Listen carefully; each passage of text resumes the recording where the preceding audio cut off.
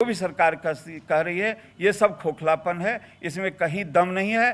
क्योंकि ये 15 साल और 15 साल ये दोनों समय जनता का बर्बाद हो गया। एक बच्चा जो 30 साल पहले जन्म लिया, अब वो जवान होकर बेरोजगार हो गया है। बिहार में जो सरकारी नौकरियां हैं उसमें सृजित पद हैं, लेकिन सृजित पद पर बहाली नहीं होती है। बिहार से बाहर जा कर के काम कर रहे थे, वो लौट करके आए हैं, उसके लिए सरकार क्या सोची है? कोई सरकार के पास प्लान नहीं है। मैं ये भी कहना चाहता हूं साथ में कि आज बिहार में के उद्यमी बिहार से बाहर जाके अन्य राज्यों में जाके उद्योग धंधा लगा रहे हैं, फैक्ट्रियां लगा रहे हैं, वो बिहार में क्यों नहीं लगा रहे हैं?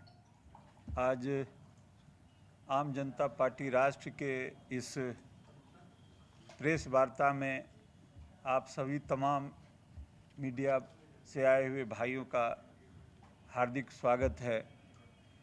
और हमारे साथ आम जनता पार्टी के राष्ट्रीय उपाध्यक्ष रवि बादशाहन जी,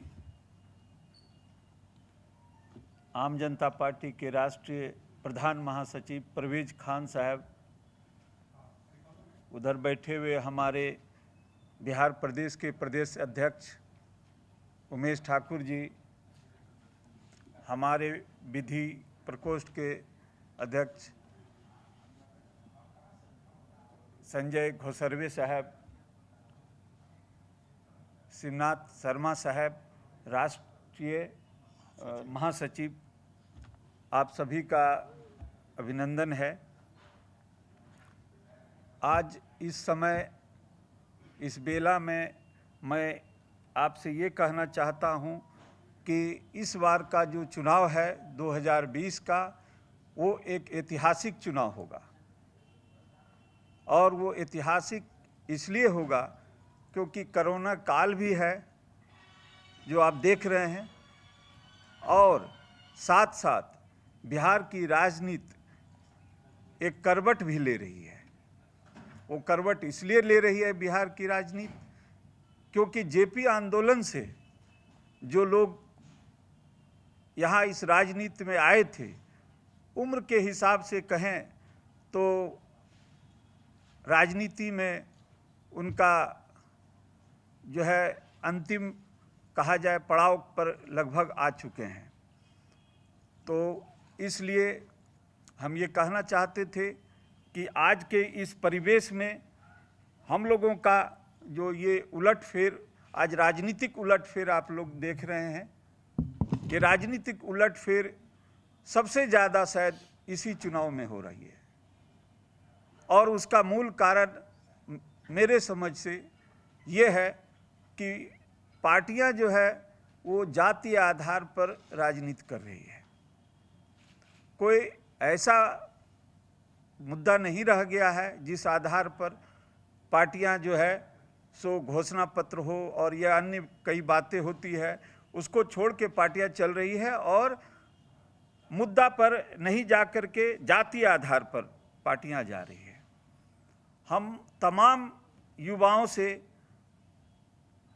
बिहार के इस युवाओं से जो चुनाव में भाग लेने जा रहे हैं, उनसे हम ये अपील भी करना चाहते हैं कि आप जातीय आधार पर की भावना से ऊपर उठ करके, धर्म की भावना से ऊपर उठ के, सभी भावनाओं से ऊपर उठ करके आप इस चुनाव में हिस्सा लें।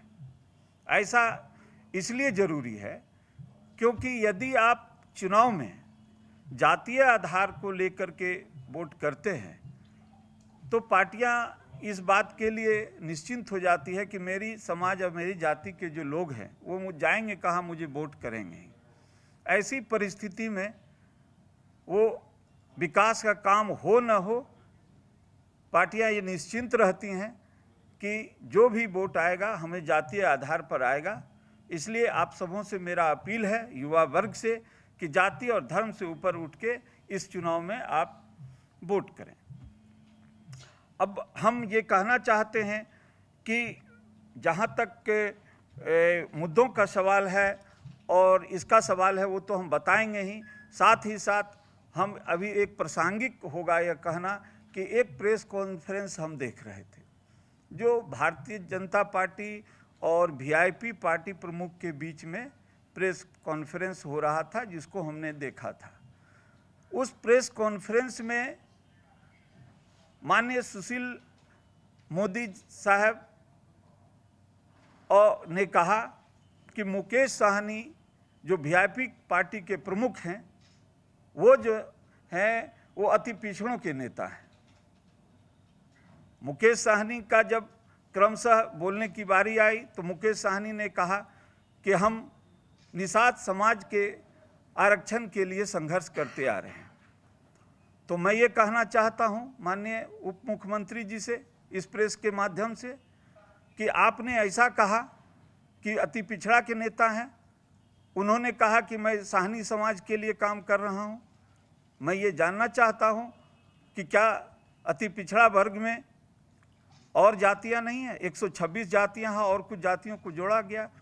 कहीं न कहीं अगर इस पर हम गौर करें तो हम ये देखते हैं कि भारतीय जनता पार्टी में इस बिंदु पर अन्य पिछड़े जातियों का अनदेखा हो रहा है, जिसका बुरा परिणाम कहीं न कहीं इस चुनाव में उनको मिलेगा, क्योंकि ये अनदेखी हम लोग बर्दाश्त नहीं कर सकते हैं। एक पार्टी को सिर्फ बढ़ावा देना, जो पार्टी सिर्फ ये कह रही हो कि हम निषाद समाज के आरक्षण की मांग को लेकर के चलते आए हैं, लड़ते आए हैं, तो फिर अति पिछड़ा का नेता वो कैसे हो सकता है? इसलिए मैं ये भी कहना चाहता हूँ कि आज समाज में कई बिंदुओं को पर प्रश्न उठाना आम जनता पार्टी के लिए लाजमी है।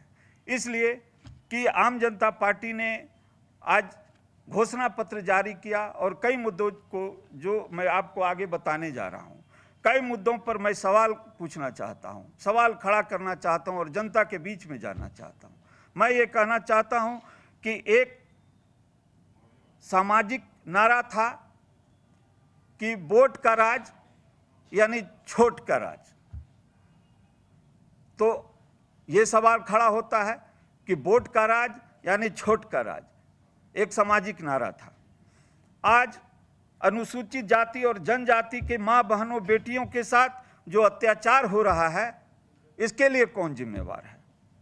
मैं यह प्रश्न उठाना चाहता हूं कि किसान बिल के संबंध में कि कंपनी के साथ, किसान बिल में कंपनी के साथ जो इकरारनामा करने की बातें हैं, उस बातों में न्यूनतम समर्थन मूल्य को क्यों नहीं निर्धारित किया गया है?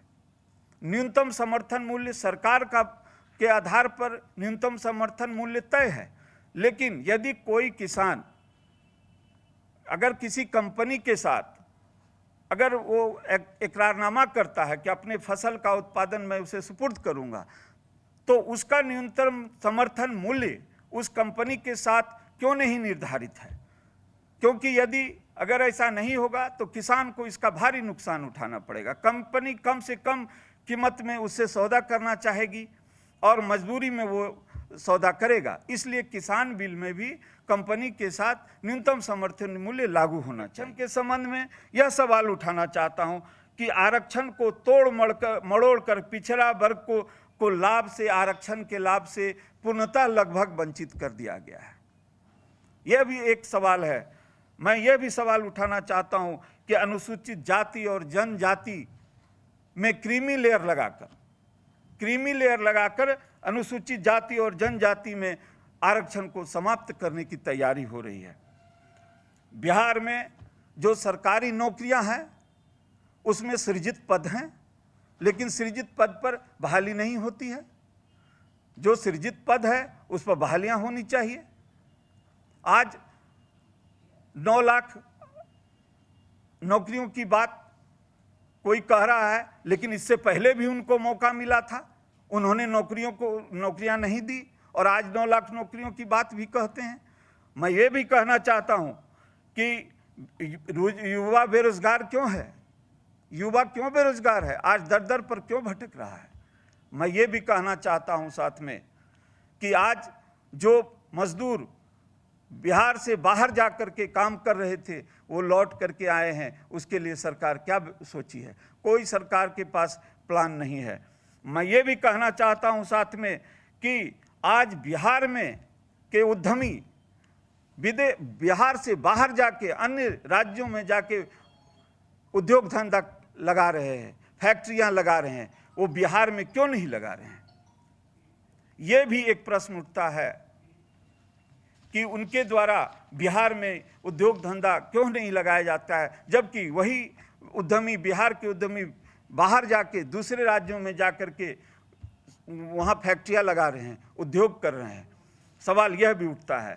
सवाल ऐसे कई सवाल हैं और उसके साथ मैं ये चाहता हूँ कि आम जनता पार्टी का जो घोषणा पत्र है इस चुनाव में, और ये संकल्प है जो कि चुनाव में ही नहीं, चुनाव के आगे भी, और पार्टी का ये घोषणा पत्र है जिसे मैं ये दोहरा देना चाहता हूँ कि पहला, आरक्षण के संविधान की 9वीं अनुसूची में डाला जाए, क्योंकि 9वीं अनुसूची में सम्मिलित विषयों को न्यायपालिका में चुनौती नहीं दी जाती है। ओबीसी, अनुसूचित जाति और अनुसूचित जनजाति को संपूर्ण आरक्षण का मापदंड एक होना चाहिए। तीसरा, लोकसभा में ओबीसी सांसदों की संख्या 330 पहुंचाने का लक्ष्य आम जनता पार्टी राष्ट्र का है। चौथा, सभी विभाग में अनुबंध पर बहाली के जगह पर सृजित पद पर बहाली आम जनता पार्टी निर्णय लेती है। किसानों के समर्थन मूल्य में 4 गुना वृद्धि का संकल्प आम जनता पार्टी राष्ट्र ने लिया है। प्रतियोगिता परीक्षा में कोचिंग में छात्रों और छात्राओं को पढ़ने के लिए अनुदान राशि देने का भी निर्णय लिया गया है। और जहां तक अनुसूचित जाति जनजाति के बलात्कार की संख्या को देखते हुए और बलात्कारियों को फांसी की सजा देने के लिए आम जनता पार्टी संकल्प लेता है। बालिकाओं के साथ छेड़छाड़ पाए जाने वाले दोषियों को 6 माह का जेल कम से कम, और इस देश का जो सूची है, नाम की सूची है, उस नाम की सूची में उसको काले सूची में डाल दिया जाएगा। सरकारी सेवानिवृत्तों को यहाँ पर पेंशन की सुविधा समाप्त कर दी गई है। आम जनता पार्टी का ऐसा संकल्प है कि यदि आम जनता पार्टी किसी भी तरह सरकार में आती है तो सेवानिवृत्तियों को पुनः पेंशन दिया जाएगा। सभी प्रखंड में वृद्धा आश्रम अनिवार्य किया जाएगा। वृद्ध व्यक्तियों का यात्रा शुल्क माफ किया जाएगा। सभी प्रखंड में मॉडल स्कूल बनाया जाएगा। दिल्ली के तर्ज पर मॉडल स्कूल बनाया जाएगा। तकनीकी शिक्षा संस्थान प्रखंड स्तर पर दिए जाएंगे। सभी लघु एवं कुटीर उद्योग को अनुसंधान एवं विकास हेतु गुणवत्ता अनुदान दिया जाएगा, जिसे R&D कहते हैं, रिसर्च एंड डेवलपमेंट अनुदान दिया जाएगा, जिससे कि उसकी गुणवत्ता क्षमता बढ़े। मानव मूल्य की रक्षा के लिए और महिला सशक्तिकरण के लिए कॉमन सिविल लॉ लाने की बात की आम जनता पार्टी का संकल्प है। रोजगार उत्सर्जन मंत्रालय का गठन आम जनता पार्टी ने खोज किया है और कहा है कि रोजगार उत्सर्जन मंत्रालय, जो कि रोजगार कैसे उत्सर्जित हो, जिसके कारण आज सबसे बड़ी समस्या बेरोजगारी है, इस पर रोजगार जो है उत्सर्जन के लिए एक मंत्रालय राज्य में और केंद्र में होना चाहिए। इसके लिए प्रतिबद्ध है आम जनता